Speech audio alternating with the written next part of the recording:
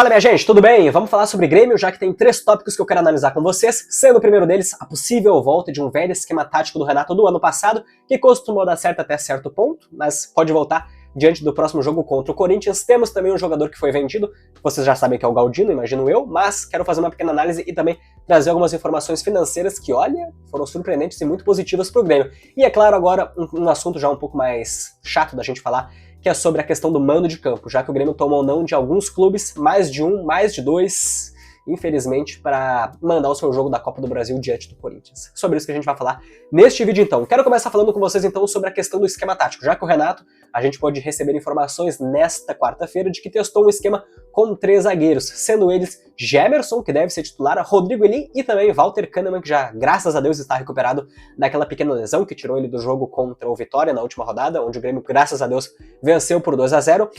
Diante disso, então, a gente pode, quem sabe, ver um esquema que foi usado em 2023 ainda, se eu não me engano, com Bruno Vini, Kahneman, não era o Jeromel estava lesionado.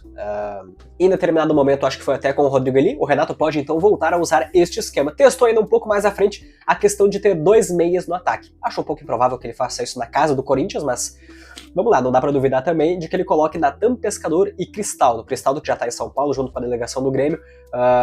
Caramba, será que é uma boa? 2 meias? Cara, o Corinthians vai querer ir pra cima, os caras começaram a dar um pequeno embalo, tem toda aquela questão da troca de ambiente, já que agora eles contrataram um novo treinador, Ramon Dias, ganharam o último jogo lá na Bahia, que era um jogo improvável, aliás, o Bahia ganhou do Grêmio, e perdeu pro Corinthians em casa, pra vocês verem como tem coisas que parecem que só acontecem com a gente. Mas, vamos lá, nem tudo é notícia ruim. Desde que o Renato deu as mãos com o Kahneman e Jeromel, parece que as coisas começaram a se ajeitar um pouco aqui no Rio Grande do Sul. Tem as questões do fiasco do Inter, tem o Grêmio agora vendendo o Galdino, que é o próximo assunto que eu quero falar com vocês, e ganhando, inclusive, né, na última rodada, então, da equipe do Vitória. Mas vamos lá, sobre Everton Galdino. Foi comprado ano passado em definitivo da Tombense por R$1,5 milhão e agora está sendo vendido então para um clube japonês ainda não revelado, mas que já está indo para lá. Enfim, o Grêmio deve confirmar aí, anunciar a venda do jogador nas próximas horas, ou quem sabe também nesta quinta-feira. Acho que já vai ser nas próximas horas, deve ser uma questão rápida, burocrática, fácil de resolver. E o Galdino então está sendo vendido por R$8,4 milhões, né, na conversão aqui que vem para o Grêmio então. Gente, porra, é um dinheiro muito interessante para um jogador que custou 1 e tá sendo vendido por 8. Vamos lá, o Galdino a gente sabe que não é nenhum primor técnico e também perderia espaço ao decorrer agora dos próximos jogos, já que o Grêmio contratou, enfim, Bright White, Aravena, Monsalve, enfim, o Galdino já jogou em várias dessas posições de ataque, então certamente ele perderia seu espaço.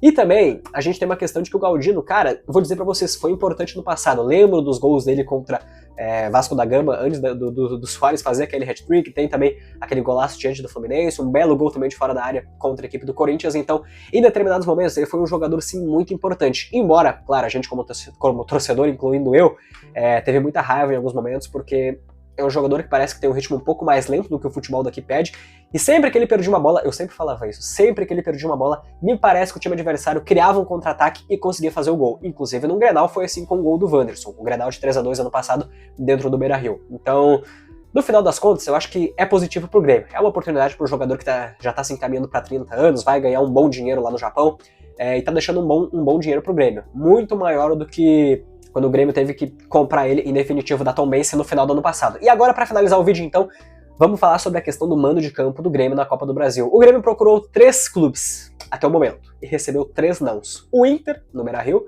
o Criciúma, no Heriberto Hilson e, deixa eu ver aqui, o Juventude no Alfredo Jaconi também foi procurado. Os 3 negaram, por questões de que desgastaria mais do que pode o seu gramado. É direito deles? Mas vamos lá, poderia ter emprestado, cara. Não faria diferença mandar um jogo. A gente não tá falando aqui de uma sequência de jogos. Estamos falando de um jogo, um mando de campo, que seria contra o Corinthians na Copa do Brasil. Centenário tá sendo avaliado ainda, mas devido ao desgaste, esse sim, muito excessivo do gramado, não deve ser lá.